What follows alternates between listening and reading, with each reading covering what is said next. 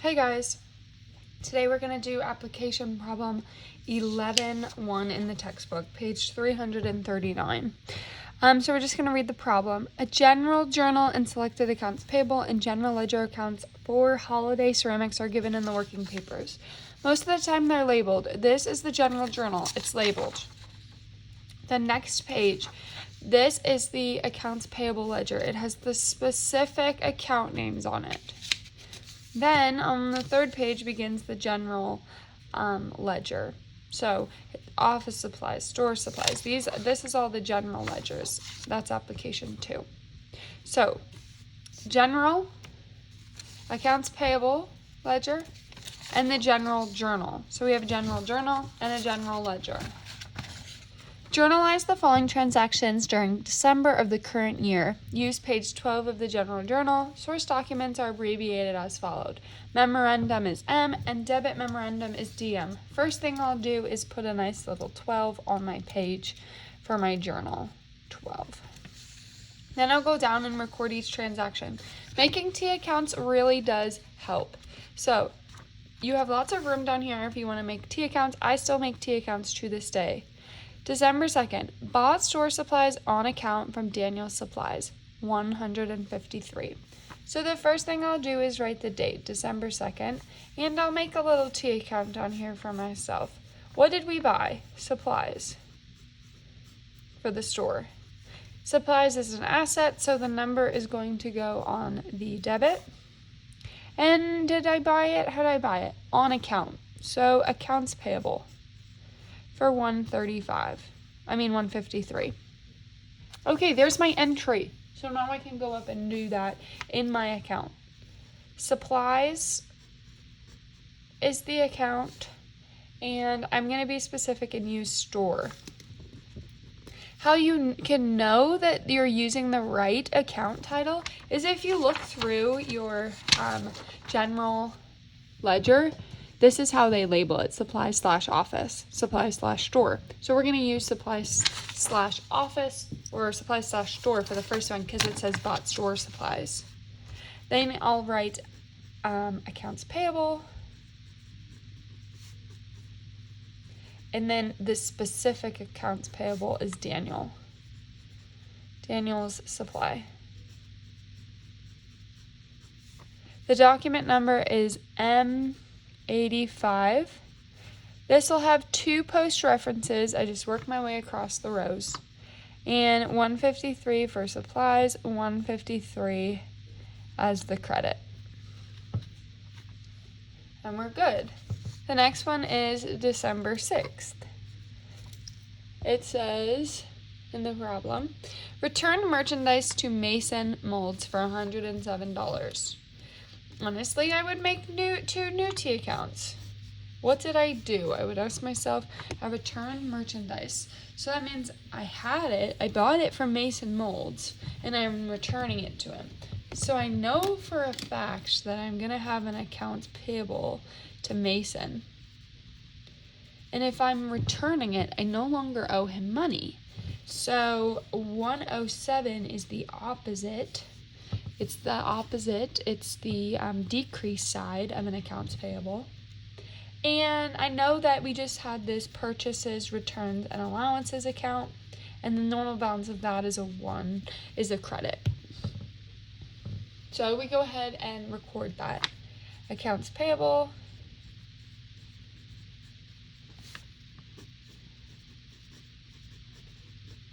/ Mason Molds, because that's what it's going to come out of.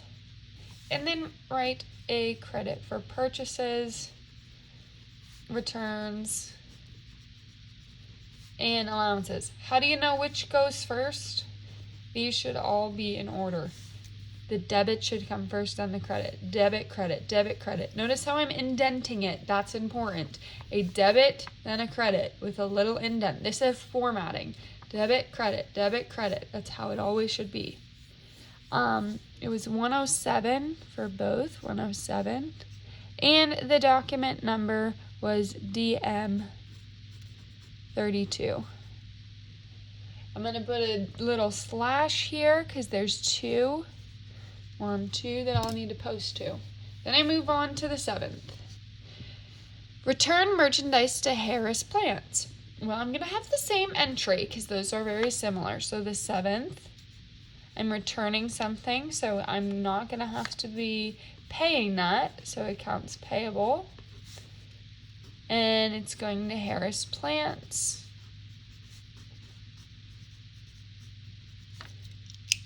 The credit is purchases, returns, and allowances.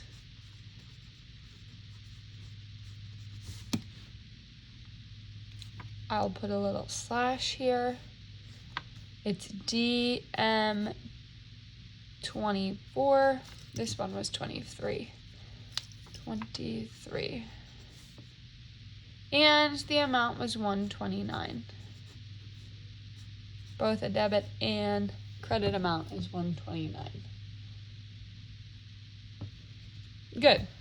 Finally, the last one is December 9th. Bought office supplies on account from Office Zone for $292. Okay, so if we're buying supplies, that's the increase to the asset account. So that's the debit. Supplies office. For from Office Zone. So I'm going to put accounts payable because we bought it on account. Office Zone. I know I'll record this twice. The document number is M86 and the amount was $292.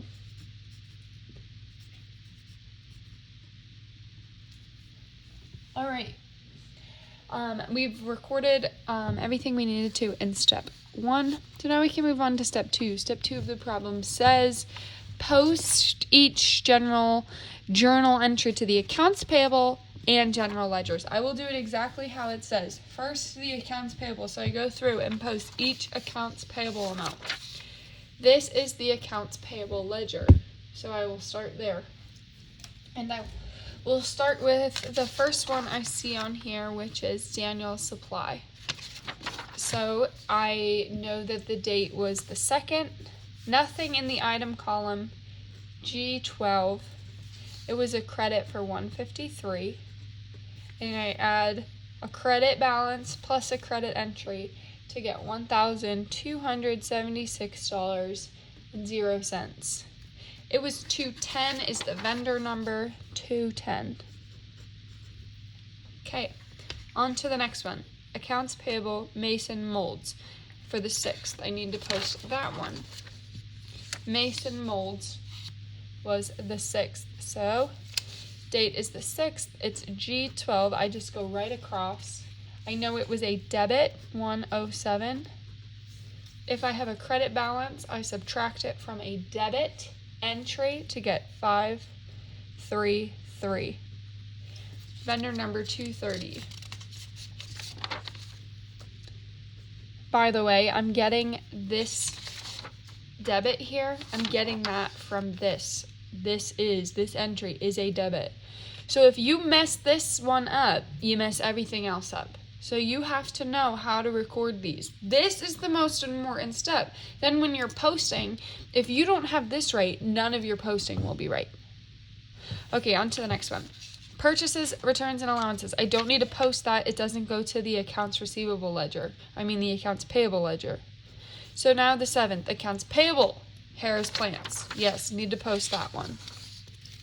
The 7th, G12 is the post reference. It was a $129 debit, a credit balance minus a debit. I should get $1,431. All right. The post reference was for, where are we at? Harris Plants, 220. Okay. Purchases, returns, and allowances, that doesn't go in the accounts payable ledger. Supplies, office supplies, that doesn't go in the accounts payable ledger because it doesn't say accounts payable. Accounts payable office zone, that's the 9th. 9, G12, 292 is the credit. If we have a credit balance plus a credit entry, 1,087. 240 is the post reference, and we have finished posting all the accounts payable. I double check, make sure all my accounts payables are posted. Looks good. Now I can go through and post to the general. Off to the general. Okay, so I just start at the top and work my way down. Do not work from the bottom up. It's the top down. Store supplies. I'll start there. So we have December 9th, G12. It was a debit of $153. We have a debit entry plus a debit. I already messed up. See? Attention to detail. So, I put it in the supplies office. I don't want to put it there. I want to put it in the supplies store. I probably had a bunch of you just panic there. So, let's do supplies store. So, it is actually December 2nd. Okay, that was correct because the 9th is supplies office. So, if you had that, you actually had it right. But I need to start at the top. So, store supplies was the 2nd. G12 is the post reference. The amount is $153 debit. And a debit balance plus a debit entry. And you should get 1,723. Account number is 1150. Good. Accounts payable is next. So we found the accounts payable. We put December 2nd, G12, 153. And we have a credit balance plus a credit entry. If you do that math, you should get 6,644. 2110 is the post reference. 2110. On to December 6th. That one is accounts payable. So we put the 6th. G12. The amount there is 107 to a debit. 107 to a debit. If you have a running credit balance, you subtract it from the debit balance, and you should get $6,537. 210 is the post reference. So you come up here, 2110, not 210, 2110. On to the next entry, purchases, returns, and allowances. A lot going on. December 6th, G12. I'm getting 107 as a credit. If you have a credit plus a credit balance, you should get $3,154.25. 5130 is the post reference. On to the next one. Accounts payable. Back to that accounts payable account.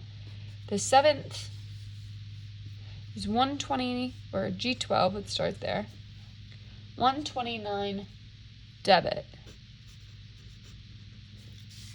Credit balance plus or minus a debit entry. This one minus this. If they were the same, you add. If they're the opposite, you subtract. 6,408. 0 cents. 2110. Purchases, returns, and allowances. December 7th. G12. 129 credit. Credit balance plus a credit entry. $3,283.25. 5130. 5130. Good. Office supplies. Now we're going to do December 9th. 9th, G12, $292. Debit plus a debit is $4,552.00. 11:45. It's kind of like doing a puzzle.